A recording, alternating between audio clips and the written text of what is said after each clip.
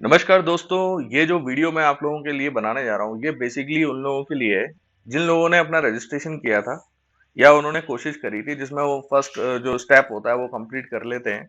Second step पे जाते हैं तो उससे पहले एक मैसेज आता है, यानी कि वहां पर आपको एक टेम्परेरी फॉर्म नंबर और टेम्परेरी ट्रांजैक्शन आईडी, दो वैल्यूज आपको मिलती हैं।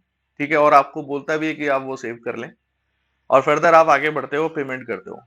अगर आपका पेमेंट कट जाता है बैंक से और आपके पास कोई नोटिफिकेशन नहीं आता है, या फिर आपने क्या किया कि जब पेमेंट कट गया और उसके बाद जब बिल डेस्क जो इन्होंने पेमेंट गेटवे लगाया हुआ है, उसके बाद जब आपकी सीईजी रीप की साइट पे आता है, तो उस टाइम पर आपने अगर ब्राउजर को बंद कर दिया तो आप जो सीईजी रीप की वेबसाइट पे आपके पेमेंट की डिटेल्स अपडेट नहीं होती।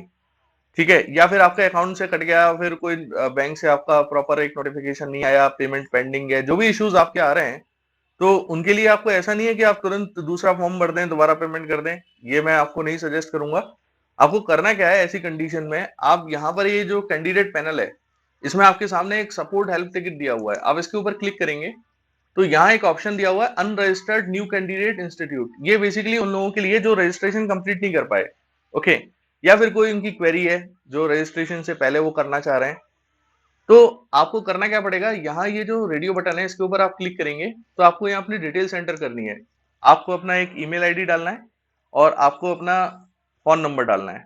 ईमेल आईडी पर आपका एक ओटीपी जाता है जिससे वेरीफाई हो जाए कि हाँ ईमेल आईडी आपने सही डाला है।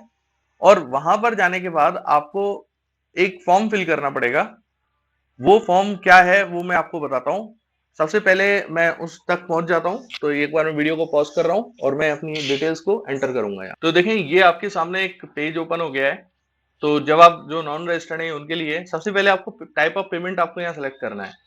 तो आप यहाँ जैसे पेमेंट से रिलेटेड आप यहाँ सेलेक्ट करते हो, तो पेमेंट से रिलेटेड का मतलब क्या है, यहाँ एक मैसेज आपके सामने आ रहा है, enter temporary transaction ID which received you on your registered email. आपका जब रजिस्ट्रेशन कर रहे थे आप, यानी कि स्टेप वन पे आपने जो एंट्रीज डाली थी, एंट्रीज डालने के बाद जब आप सेकंड पेज पे जाते हो और मैसेज आता है आपके सामने, उससे पहले आपके पास एक ईमेल भी जाता है। वो ईमेल में आपको टेम्परेरी ट्रांजेक्शन आईडी और फॉर्म नंबर दोनों डिटेल्स दी होती हैं। तो आप क्या करें, अपना टेम्परेरी ट्रांजेक्शन आईडी वैल्यू यहाँ डालें। ठीक है, अगर आप कोई ऐसी वैल्यू डालते हो जो टेम्परेरी ट्रांजेक्शन आईडी वहां है ही नहीं, डेटाबेस में है ही नहीं, ठीक है ना, तो ये आपको मैसेज देगा और ये एम्प्टी कर देगा। तो आपको ट्रांजेक्शन आईडी ऐसा डालना है जो आपका सिस्टम में, यानी कि आपके पास ईमेल पर आया है, उसी से वो लोग मैप कर पाएंगे कि हाँ इस ट्रांजेक्शन आईडी पर पेमेंट हुआ या नहीं हो पाया।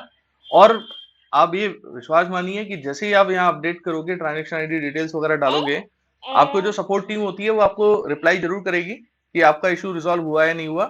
और अगर आपका ट्रांजेक्शन सक्सेसफुल हो गया था, पेमेंट कट गया था लेकिन आपका फॉर्म जनरेट नहीं हुआ था, तो आपके पास एक ईमेल आएगा जिसमें ये मेंशन होगा कि आपका ये फॉर्म नंबर है जो नया जनरेट है और आपका ये यूजर नेम पासवर्ड है। तो वो सारी डिटेल्स आपको ईमेल के थ्रू मिल जाएंगी जैसे ही आपका पेमेंट रिजॉल्व हो जाता है। तो आप अपना ध्यान रखिएगा, पेमेंट रिजॉल्व होते ही या इशू रिजॉल्व होते ही आपके पास एक नोटिफिकेशन आपके ईमेल पर आएगा। जनरली ईमेल आपके जैसे जंक में जाता है, तो आप जंक में भी चेक कर लें, इनबॉक्स में तो आएगा ही आएगा अगर आपने उसे नॉट जंक कर दिया है, अगर मार्क कर दिया ईमेल आईडी ईमेल पर। और अपना डिस्क्रिप्शन डाल दें। अगर आप चाहते हैं कि मैंने जो पेमेंट किया था उसके बाद उसकी रिसिप्ट भी है मेरे पास या कुछ भी है, तो वो आप अपना डॉक्यूमेंट यूआरएल के अंदर जाके डॉक्यूमेंट को एंटर कर सकते हो। ठीक है, तो ये मेरी तरफ से एक वीडियो था। आगे के जितने भी अपडेट्स हैं रीव से रिलेटेड वो आपको यहाँ मिलते रहेंगे। प्लीज मेरे चैनल को लाइक एंड सब्सक्राइब करना ना भूलें। Thank you.